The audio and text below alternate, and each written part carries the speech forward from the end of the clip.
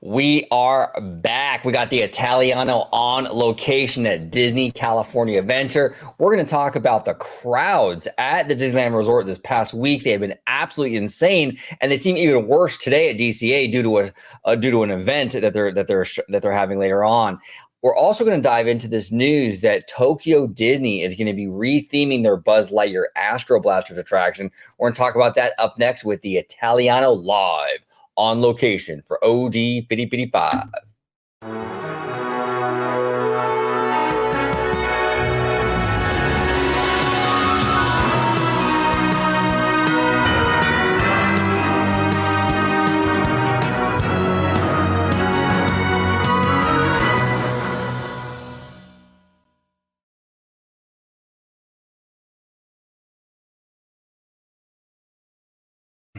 Welcome aboard, everybody, to another episode of OG55. I am in studio today, but the Italiano is on location at DCA with all the craziness. George, well, actually, George, we're not going to do the whole intro, where can they find you stuff, because I do know the reception is kind of crazy over there. But if you can just go ahead and kind of tell us where you're at right now, like, in relation to the park and what has been the situation there on the ground, sir. Oh, hold on one second. There you go. Absolutely. So yeah, I'm like right on a bench right in front of between Buena Vista Street and the entranceway of DCA. And I know the good friend of the channel, Attractions 360, is also covering this. But there was a massive crowd coming out into the Esplanade, entering into DCA. Disneyland Park wasn't too bad, but the entranceway to DCA was crazy. But apparently, from Attractions 360, they're saying that it's going all the way onto Harbor Boulevard. And then it's confirming that this is for a DACA event, which it actually is shown on a lot of people's shirts. But aside from that, the crowds were crazy even before they arrived. So adding them into the mix is like it's just absolutely insane. Mission Breakout today was 125 minutes, and Lord knows what it's going to be now. But I ended up purchasing Genie Plus just to be on the safe side, so at least can get on some things. But I do feel like I utilized it. I did get to go on a few things over at Disneyland and at DCA, and I do have a return time for Mission Breakout at 7 o'clock. So thank God that I made that reservation time in time, because I didn't know all this was going to go on. But it is a madhouse out here. Well, and I've been with you. I've been with you this past, not the whole time, but I've been with you several days of the week this past week. And we've been talking about this throughout the whole entire week. Every day that I was there, and I think I was there for about 4 or 5 days with you, which we had a fantastic time, by the way. We met a lot of people from the channel, friends of ours, really, really fun time at the resort. But every day that I was there with you, George, it was packed. I mean, it wasn't like that we're seeing right here, but it was really busy. And we were talking about what's going on, because it's not summertime yet, you know what I'm saying? And it's not even spring break, and we were actually at Universal Studios Hollywood this past weekend as well, and Universal was seeing massive crowds. Now, for Universal, I can kind of understand it because they have the 60th anniversary stuff going on, but Disneyland doesn't really have anything major going on right now. I mean, they have Pixar Fest, which is cute. It's a cute little event, not a huge draw though. I don't know. Can you make heads or tails of why it's been so crazy busy at both Disneyland Resort and even Universal? Yeah, so I definitely agree with you. Like the whole week that you were here, we were seeing a lot of crowds. Sometimes, we're thinking, could it possibly have been for Food and Wine Festival? Pixar Fest just started. As you had mentioned, over at Universal, they kicked off the 60th anniversary with the special tram tour and what have you. So you have all these things into the mix, but I haven't seen crowds like this, honestly, since pre-Pandy, to be honest with you. Today literally feels like a regular Disney day where you're like shoulder to shoulder with people. Well, and that's the thing, George, is like it's crazy because I noticed that like this past week when I was there with you, it was so incredibly busy. You're right, it's pre-pandy level crowds, and this is the funny thing. I hear this narrative all the time. People are losing interest in Disney, going to Disney parks because of Genie Plus and this, that, and the other. It's like I'm sorry, like if that's happening, cool, but I'm not seeing it on the ground. I mean, this week has been insane, absolutely insane. There is zero brand withdrawal, and I keep hearing about it. Like, oh, people are going to Universal instead. They're not going to Disney, and it's like, really? I'm not seeing that because I see a ton of people at Disney, and to be fair, a ton of people at Universal too. But it seems like both companies are really doing a huge amount of business right now, and I'm happy to see it. I'm glad that both theme parks are doing really well. But yeah, it's a madhouse here. Unbelievable. And I don't understand what the reasoning is behind it though. That's the thing that I don't understand. Like, what is going on? Why are so many people at these? Yeah, like I don't know if it's because as you had mentioned, spring break is over. It's not the summer months yet, so it's kind of like really this should be kind of like the the sweet spot for like.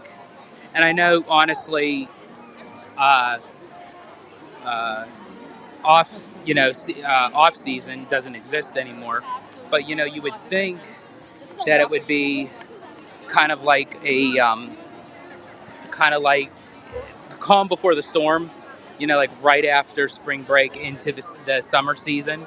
But it seems Right. like honestly, if this is what it looks like at the end of April into the beginning of May, I can't imagine what the summer months are going to look like. Yeah, no, I can't either. It's going to be absolutely nuts. Absolutely nuts. So we'll have to keep an eye on it. Now, when I was there with you, I did notice a lot of kids there with the DECA shirts on and stuff. So there is that event, but that's not fueling all of this. So there's just no way. Because, I mean, even the previous weekend when we went, not this weekend, but the weekend before that, I didn't see any DECA shirts and it was still packed. So that was a week ago and it was still crazy like this. Sorry, the trolley keeps on. I will say though, kind of off the subject, I know that you're a trolley guy, but Yeah. after being here for so long, the trolley has kind of gotten a little bit on my nerves.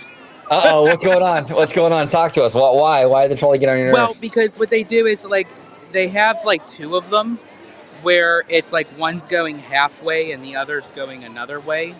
So it's like it kind of blocks you where you have to like keep on pivoting off of the street.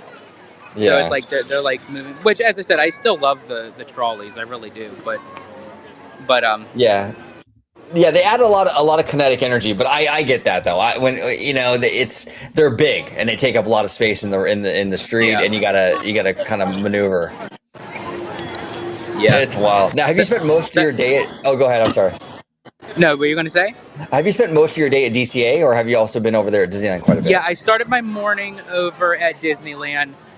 That's when I bought the Genie Plus. I used it for Indiana Jones. I do apologize if you can't see my face. The sun is like in the direction of the camera. You're fine. But anyway, yeah, I used it for Indiana Jones and Big Thunder.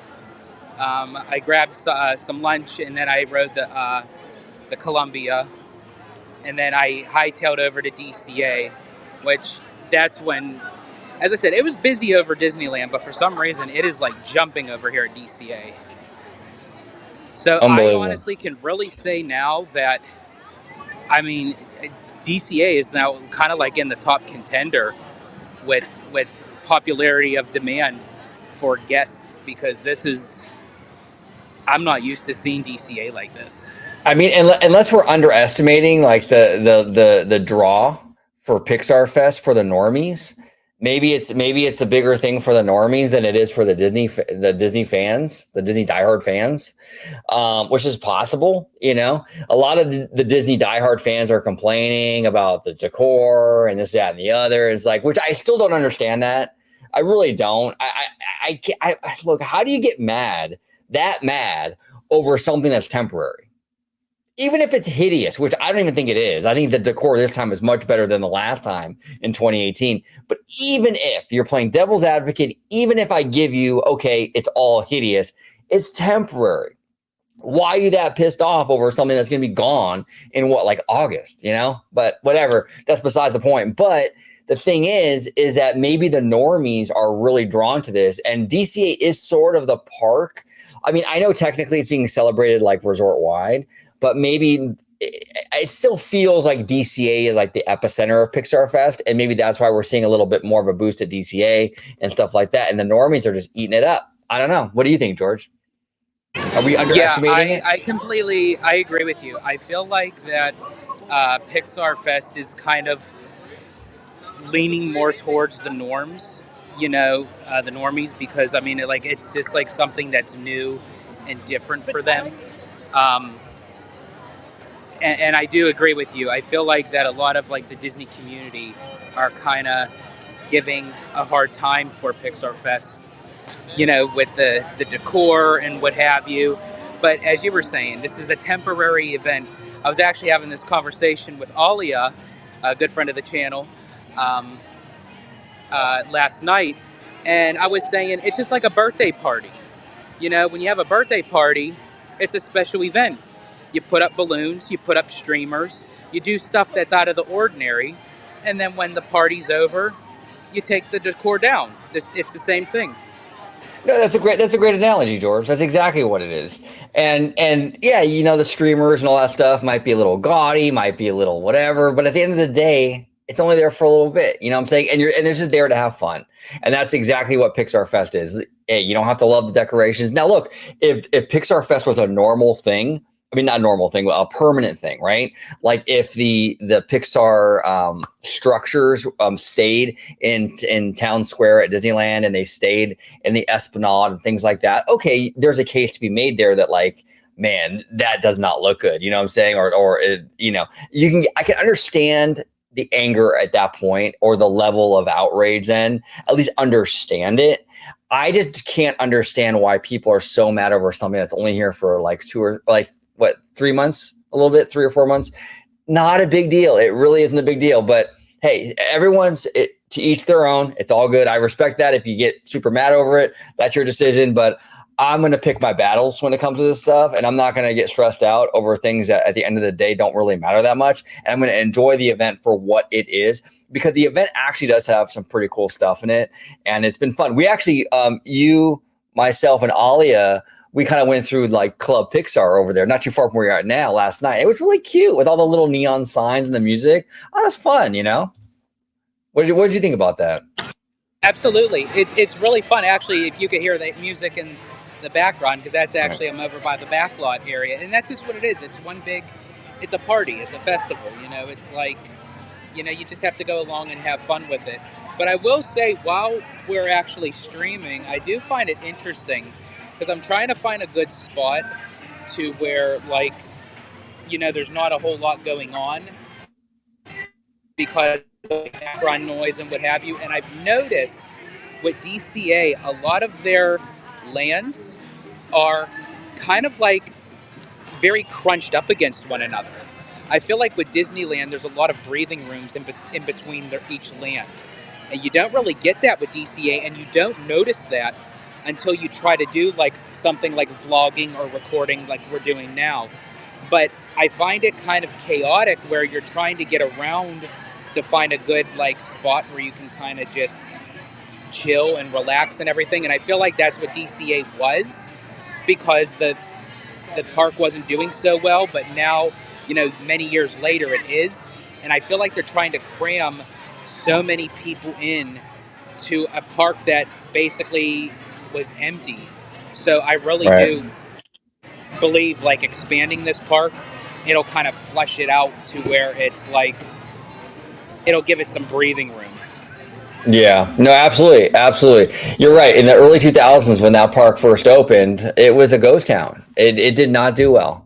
And then the first thing they did was they put Tower of Terror in there to get people in there. Then I think Bugs Land. Actually, I think Bugs Land came before Tower of Terror, and then so it was Bugs Land and then Tower of Terror. They were trying all kinds of stuff to get people into DCA, but it really wasn't, I think, until 2010 when we got World of Color, and then 2012 when the revamp was officially open with Cars Land. That's when DCA really hit its stride.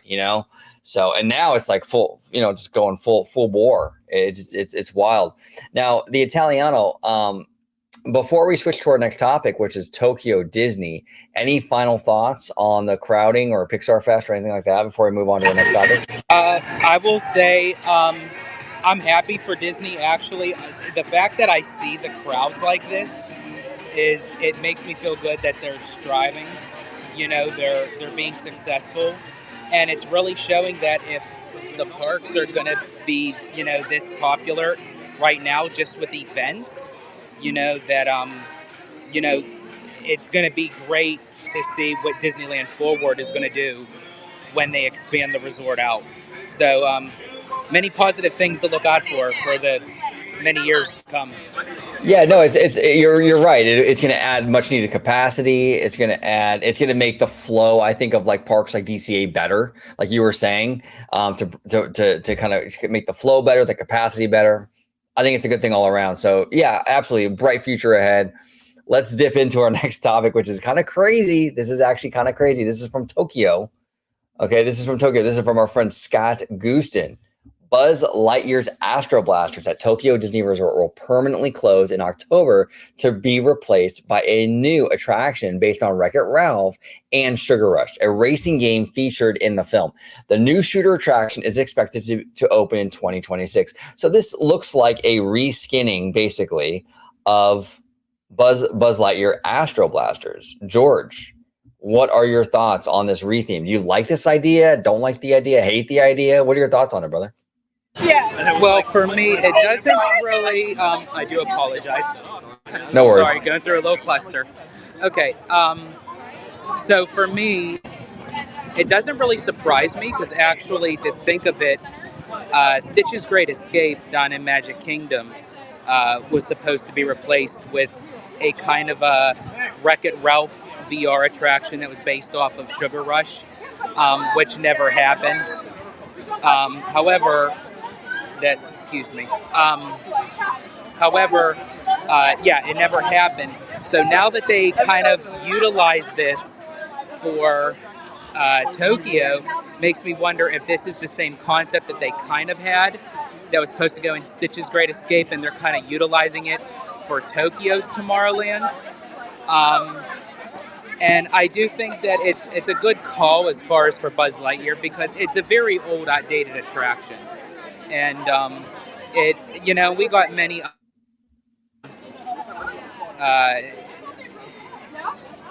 shooter-based type of hands-on attractions, like with Toy Story Midway Mania. Despite some of the issues with that, I mean, we're moving in the direction of with better technology and what have you. And I believe they also have Ant-Man and the Wasp, I believe, over at one of the international parks that kind of has like a shooter type of game. Yeah. And